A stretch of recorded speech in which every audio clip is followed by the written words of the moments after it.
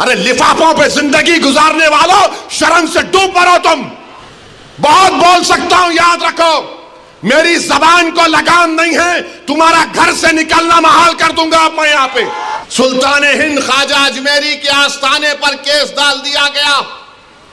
और क्या बोलते हैं, केस डालने वाला कौन है मालूम आपको? ये मेरे घर के पास दिल्ली में आकर मेरे घर के ऊपर जो नेम प्लेट है उसको तोड़ा। अरे कमीने, कभी बोल कर आना, मर्द का बच्चा है तो मैं ठहरता हूं सामने। जब सियासत नहीं आता करना तो मत करो, दुआ करो या हिकमत अमली से इख्तियार करो। नहीं, हमको सब चीज होना। देख लिए क्या हुआ। अब किधर है आप, किधर है नहीं मालूम। कहां है वो लोग जो औरंगाबाद में बोले थे इम्तियाज जलील कोर्ट मत, उस समाजवादी पेंडेंट कोर्ट तो बोले थे अरे चेहरा दिखाओ औरंगाबाद के अवाम के सामने तुम। और माशाल्लाह से पुलिस आज फिर नोटिस दी मेरे को। तो खैर, कानून के दायरे में रहकर हम हमेशा बात करते आए और इंशाअल्लाह बात करते रहेंगे। मोहन भगवत ने कहा कि 3 बच्चे पैदा करो। मोहन भगवत साहब, आप लोग कब शादी कर रहे पहले ये बता दो। अब 3 बच्चे पैदा करो बोल रहे। अब आपने, आपके और हमारे कानून ने बरसों से हम सुन रहे हैं, पिछले 10 साल से खास तौर से खुद प्राइम मिनिस्टर वजीर आजम नरेंद्र मोदी ने पार्लियामेंट इलेक्शन के दौरान राजस्थान में कहा था कि हमारे हिंदू बहनों के गलों से मंगलसूत्र उतारकर उन महिलाओं को दिया जाएगा जो ज्यादा बच्चे पैदा करते हैं। वजीर आजम का इशारा मुस्लिम खवातीन पर था। अब मोहन भगवत को कहना पड़ रहा है कि बच्चे ज्यादा पैदा करो। मोहन भगवत साहब, आप 3 बोल रहे, मेरे को 5 है। मुफ्ती साहब, आपको कितने हैं? धाको 4 है। आप बहुत कंजूसी करे, आप इसमें भी कंजूसी कर रहे मुफ्ती साहब। नहीं, गलत नहीं लेना, मैं तो दूसरा मतलब निकालेंगे तुम लोग। इम्तियाज साहब को खाली 2 ही है। अब मोहन भगवत बोल रहे, अरे ठहर जा भाई, मोहन भगवत बोल रहे 3 पैदा करो। ऑर्गेनाइजर आरएसएस की एक मैगजीन है तायीद करने वाली। अक्टूबर 2021 को ऑर्गेनाइजर मैगजीन ने लिखा कि मुसलमानों की आबादी बहुत बढ़ रही है, इसको कम करना चाहिए। अब मोहन भगवत बोल रहे 3 पैदा करो। कॉन्ट्रासेप्टिव इस्तेमाल नहीं करते, माने कॉन्ट्रासेप्टिव को उर्दू में क्या बोलेंगे, हमल रोकना। हाँ, हमल रोकना। आपको जानकर ताज्जुब होगा कि सबसे ज्यादा कॉन्ट्रासेप्टिव मर्दों में यूज करने वाले मुसलमान मर्द हैं। अब आप बताओ, आपका कारोबार चल रहा है मगर आप गाली हमको दे रहे हैं। तो मेरे अजीज दोस्तों और बुजुर्गों, ये बीजेपी और आरएसएस की तरफ से झूठ, और फिर आप मुस्लिम खवातीन भी कॉन्ट्रासेप्टिव इस्तेमाल करती है। डेटा है, हिंदू खवातीन 67.9 तो मुस्लिम खवातीन 60.2 इस्तेमाल करती है। मगर आज मोहन भगवत को मानना पड़ा। मैं ये बात हमेशा कह रहा हूं कि इस मुल्क में 25-30 साल के बाद एक बहुत बड़ी आबादी ज़ईफ लोगों की रहेगी। बहुत बड़ी आबादी ज़ईफ लोगों की रहेगी। उनके लिए क्या कर रहे हैं बताओ? जब इतनी बड़ी आबादी, मुल्क की आज 140 करोड़ की आबादी में अगर 30 साल के बाद करीब 35-40 करोड़ के करीब बुजुर्ग लोग रहेंगे तो उनके लिए तैयारी आज से करना पड़ेगा। मगर नहीं, उसकी तैयारी नहीं कर रहे। अब आरएसएस को बोलना पड़ रहा है कि बच्चे पैदा करो, ज्यादा पैदा करो, क्योंकि जापान, वहां की आबादी बूढ़ी हो चुकी है। यूरोप के कई ममालिक हैं, उनकी आबादी बूढ़ी हो चुकी है। आज भारत में, जिसको अंग्रेजी में डेमोग्राफिक डिविडेंड बोलते, कि सबसे ज्यादा नौजवान अगर आबादी पूरे दुनिया में है तो भारत में है, मगर नरेंद्र मोदी उन नौजवानों को रोजगार देना, उन नौजवानों को जाकर बोलना मालेगांव में तुम्हारे पावर लूम की इंडस्ट्री को हम अच्छा करेंगे, तुम यहां पर काम करो, यहां के पूरे महाराष्ट्र की इकोनॉमी को प्रमोट करना, कुछ नहीं। मुल्क में इंडस्ट्रीज को कायम करना, कुछ नहीं। मुल्क में रोजगार की स्कीमों को नाफिज करना ताकि नौजवानों को रोजगार मिल सके, कुछ नहीं। जो नौजवान आर्मी एयरफोर्स में जाता था, जिसके लिए विखार की बात समझी जाती थी, नरेंद्र मोदी ने कहा 4 साल अग्निवीर करो और 4 साल के बाद तुमको 15-20 लाख मिलेंगे, चले जाओ। कुछ नहीं प्लानिंग है। 30 साल के बाद सबसे ज्यादा बुजुर्गों की आबादी भारत में रहेगी। अब मोदी क्या कर दिए, बीजेपी आरएसएस क्या कर दिए, एक ही काम पे लगा दिए सबको, जाओ गड़े खोदो, देखो अंदर से क्या निकलता। जाओ मस्जिद में गड़ा खोदो, उसमें से अलाउद्दीन निकलते नहीं निकलते देखो। अरे हर जगह पर जहां भी जाओ बस गड़ा खोदो, सर्वे सर्वे सर्वे। नहीं यहां पर कुछ था, कब था रे भाई? नहीं 500 साल पहले था। अम्मा तेरे को कैसे मालूम 500 साल पहले था? नहीं था, हम सुने। अरे हम भी सुने नहीं था, क्या करेंगे तुम? संभल की मस्जिद आप बताइए, 500 साल पहले वहां पे मस्जिद नहीं थी। अरे मेरे भाई 500 साल पहले अगर तुम जाओगे तो मैं तुमको 2000 साल पहले लेके जाऊंगा। जैन और बौद्ध मजहब के लोग भी खड़े होकर बोलेंगे यहां पर भी हमारी मजहब इबादत गाहें थे। हम भारत को विकसित भारत बनाना चाहते हैं, नहीं बनाना चाहते, मगर भारत को 500 साल पीछे लेके जाना चाहते। अरे वो मुल्क, वही मुल्क ताकतवर बनेगा जो आगे देखेगा, मगर नहीं। नरेंद्र मोदी 1526 पे नजर है। अरे मोदी नजर रखो, विकसित भारत का तो तुम नाम लेकर झूठ बोलते हो। अरे तुम नजर रखो कि 70 साल के बाद इस देश में क्या होगा, इस देश में गरीबी कितनी बढ़ जाएगी, मगर उसके बारे में फिक्र नहीं। संभल की मस्जिद का मसला खड़ा कर दिए। और क्या मसला है संभल की मस्जिद का? कोई रुक जाओ भाई, वो कुर्सियां छोड़ दीजिए, कुर्सियां भाई डिस्टर्ब मत करिए, थोड़ी देर के लिए सुनिए। रुक जाइए भाई, जो कौन है, थोड़ी देर के लिए रुक जाइए। संभल की मस्जिद में जो लोग कोर्ट को गए, वो कोर्ट में ये बोलकर गए कि हमको मस्जिद के अंदर जाने का परमिशन मिले। अब आप बताइए, कोई हम किसी को रोकते, कोई मस्जिद में आना चाह रहा है तो आइए, आदाब को मलहूज रखकर मस्जिद में आइए।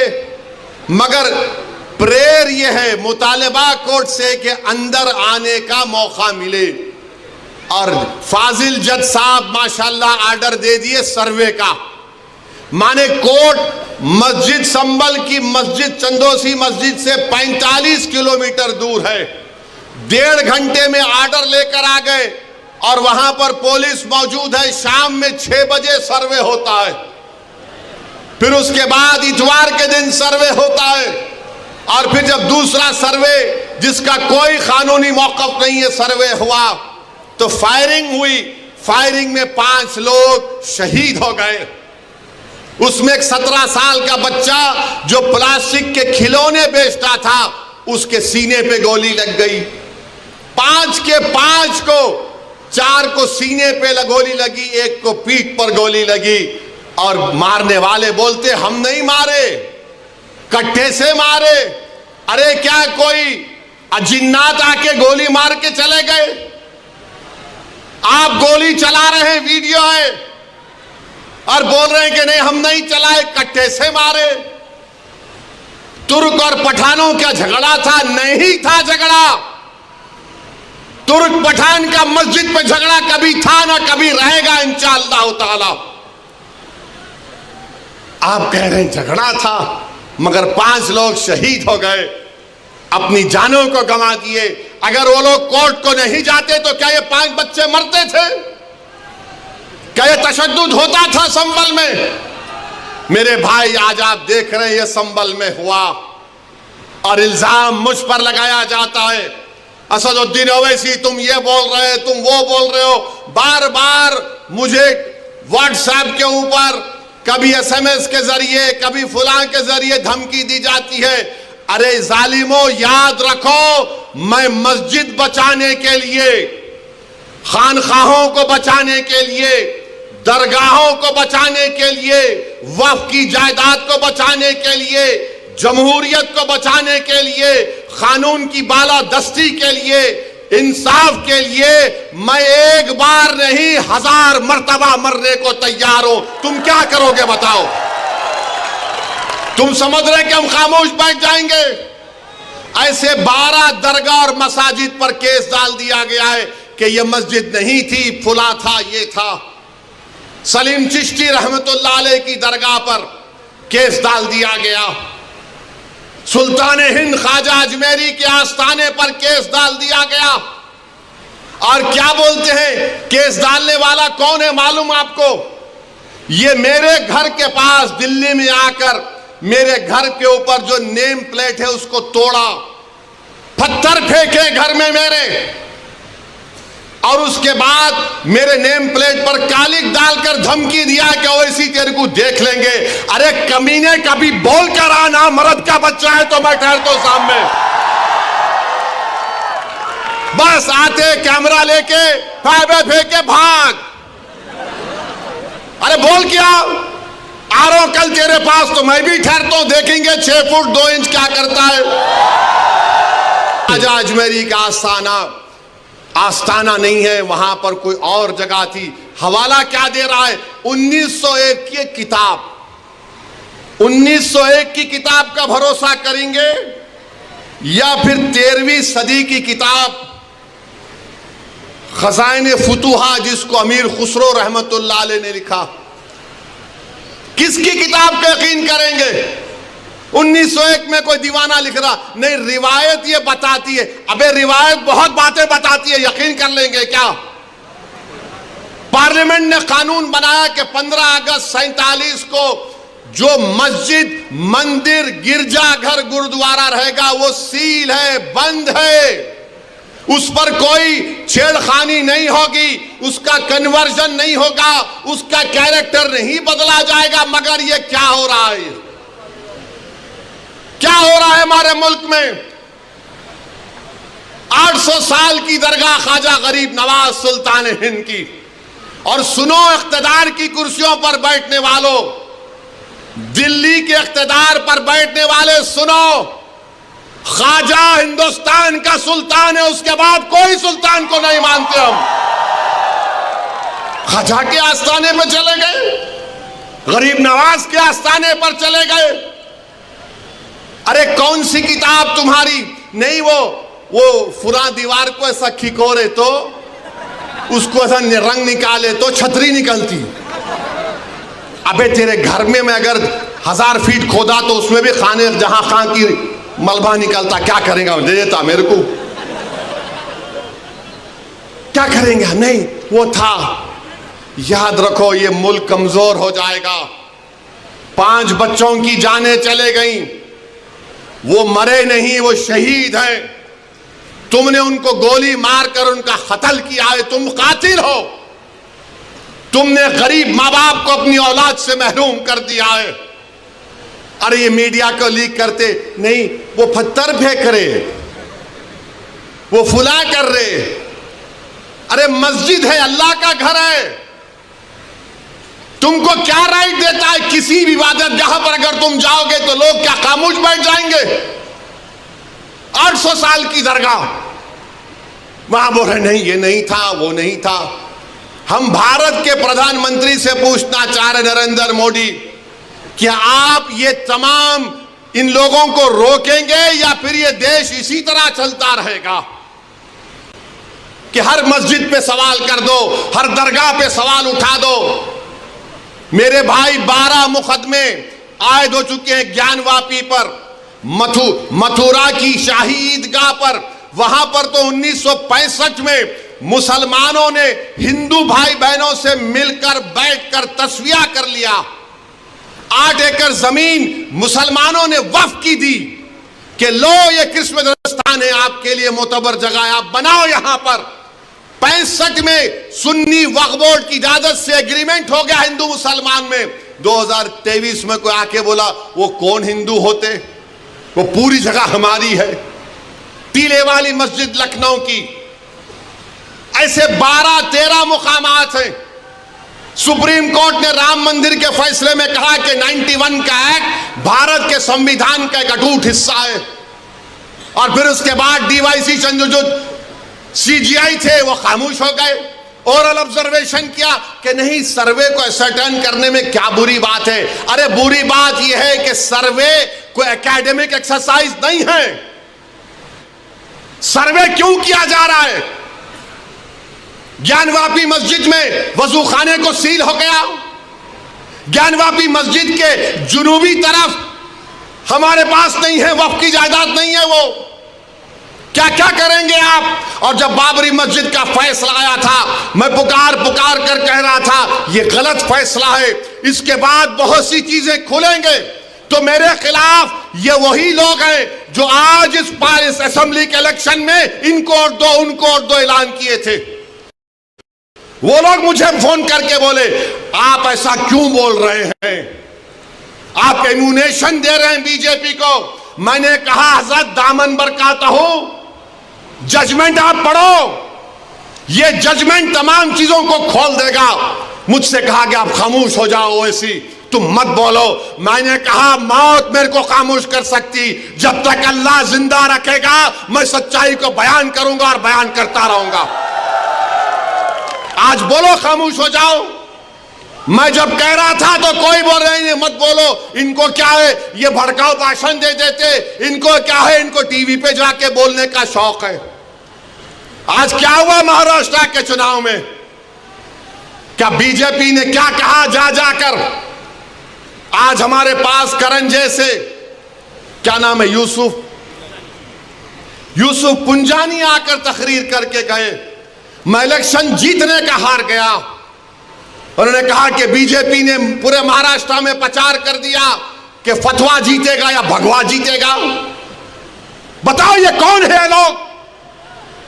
अरे आपको अगर इलेक्शन लड़ना है लड़ो, आगे बढ़ो, सिर्फ बैठकर ऐलान करने से नहीं होता, इलेक्शन लड़ो, मालूम होता आपको कैसे वोट हासिल करना पड़ता है।